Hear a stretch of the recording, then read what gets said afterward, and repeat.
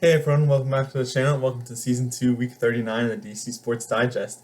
Although there's a couple teams on their All-Star breaks this week, there's still a lot of news to talk about, so without further ado, let's just get started. Starting with the Nats, they lost the Brewers series, and then after the All-Star break, they lost the first game of the Padres series. Ogasawara sent down Andre Lara was called up before the All-Star break. Then we also had the MLB draft. We selected 17-year-old Eli Willits at pick 1, and here are the rest of the picks. I don't know too much about all of them because there's like 20 rounds. But definitely it was interesting to see us pass on Ethan Holiday, one of the consensus number one pick for like a year. And obviously, as the draft came around, it was less of consensus. He ended up going like pick 4. I think this kid is pretty solid. Obviously, it's gonna take a while for him to get up to the majors because he's so young still. But I think he has a lot of tools, kind of an all-around player. So we'll see what happens. Maybe we'll see him in a couple of years. Then we had the home run derby this week with James Wood. He hit 16 home runs, which was pretty good. He led off the home run derby. Was 2 away from advancing, got 6th place. Fourth and fifth both got 17. So if he just got 18 homers, he would have advanced to the next round. But that's okay. It was still great to see him in the home run derby. And maybe he'll be back again in the future. I hope he will be. And then the All-Star game, not too much from that, obviously, but Kenzie Gore had a great 5th inning, pitched a 1-2-3 inning. Then Wood hit a ground out. He was able to make it to first. Didn't make it until the bottom of the 8th. We were all waiting around and seeing if he would get in or not, but he finally did at the bottom of the 8th, had 1 at bat. That's okay. Both of these guys should hopefully make it back to the All-Star game next year, but it's great to see him there this year too. And then we had a game against the Padres, and Kyle Finnegan has continued to regress his last couple of outings.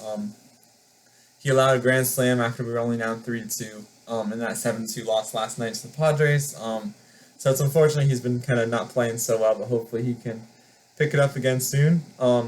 Maybe this week, which we have the Padres series finishing up, then the Red series, and then the first game of the Twins series. That's all I have for the Nats.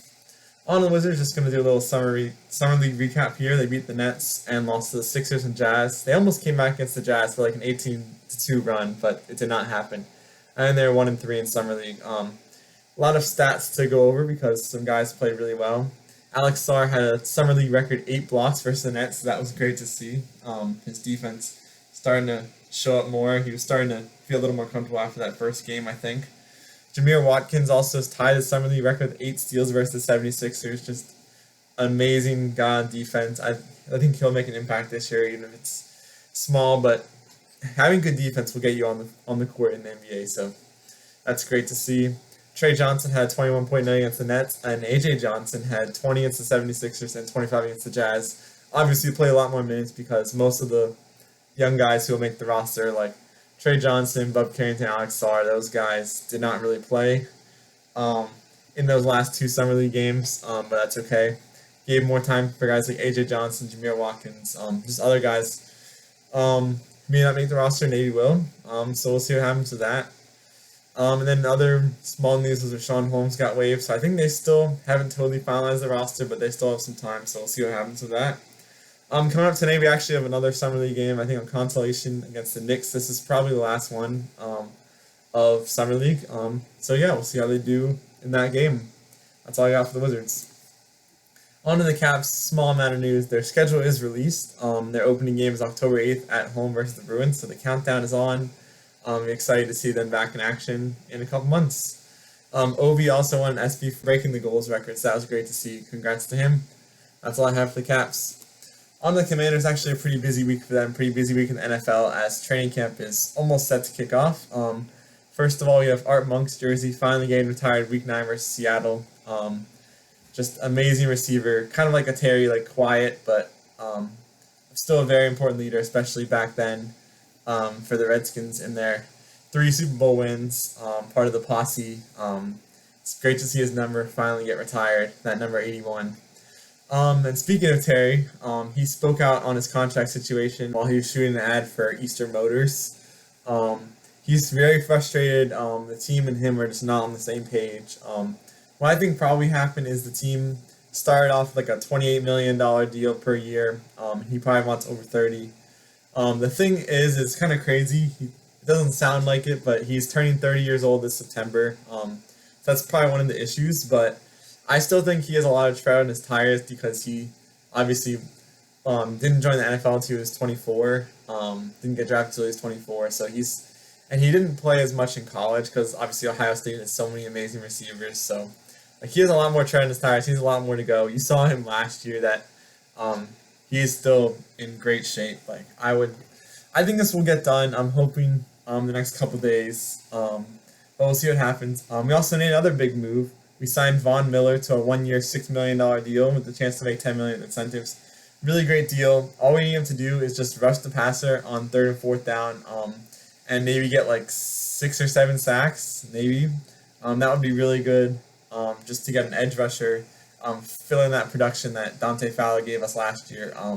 Definitely an important sign. Obviously not like a Trey Hendrickson or someone like that, but that was not really going to happen. This is the best we were going to get at this point. So it's a great sign, and he's going to make an impact this year for sure. Also, Trey Amos signed his rookie deal, and all rookies are signed. They reported to camp yesterday. There's an issue with these second-round picks and the amount of guarantees they were getting because I think the Texans, they signed maybe Jaden Higgins, and he got like all the money guaranteed. So that created an issue with a lot of other second-round picks. But throughout this week, they've all been signing before all the rookies reported to camp. So not everyone signed, but Trey Amos, our second-round pick, is signed, so that is great to see. He's reported to camp yesterday, along with all the other rookies. And then coming up this week, we have the veterans reporting to camp. Then practices will be starting, so it's really coming down to crunch time for Terry's contract. Dan Quinn and Adam Peters are having a press conference on Tuesday, so we'll see if anything happens before then. I really hope so. I think this is going to happen. Both sides want it to get done. They just have to meet in the middle and figure out what number is right for both of them. So that's all I have for the Commanders. Hopefully next week I'll be talking about a new deal for Terry McLaurin. Other DC sports news: DC United lost to Los Angeles and Charlotte, and they got a new jersey, like a retro type jersey that's shown below. So looks pretty cool to me. And their next game tonight against Columbus. The Mystics beat the Storm, but lost to the Sparks. Sonia Citrones joined the 3-point contest and had 19 points, so pretty respectable. Didn't win or anything. Sabrina Ionescu won again, but it's still great to see her in the 3-point contest. I think she'll definitely be back again. Caitlin Clark is out of the All-Star game, so that meant Brittany Sykes was chosen as a replacement, so great to see her in the All-Star game. Definitely deserved after a great season. So the All-Star game is tonight. We'll see Kiki Irife, Sonia Citrone, and now Brittany Sykes in the All-Star game. So that'll be great to see. And then later this week, we'll have a game against the Sparks again. So that's all I have for the Mystics and my other DC sports news. Weekly awards, I'm going to give it to the Mystics beating the Storm 74-69. Not too many games on this week. In my play weeks, A.J. Johnson averaged 17 points per game in Summer League this week.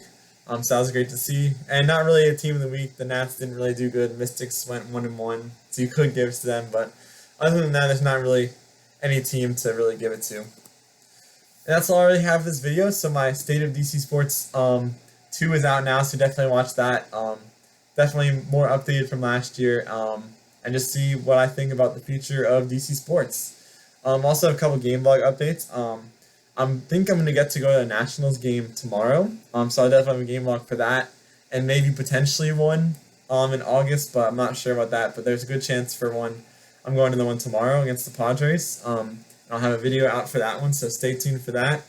For the other teams, the Commanders tickets I've been looking at, they're very expensive, so may not get out to that, but I may be able to get to Wizards and Caps this year, so I'll see. Obviously, their schedules, Caps just got released, Wizards isn't even out yet, so I'll let you guys know when it gets closer, but just a couple little updates for those teams. So stay tuned for all that. I'm going to have a lot more great content coming out this year. And make sure to check out the Instagram and like and subscribe. Thank you guys for watching, and I'll see you in the next one. Bye.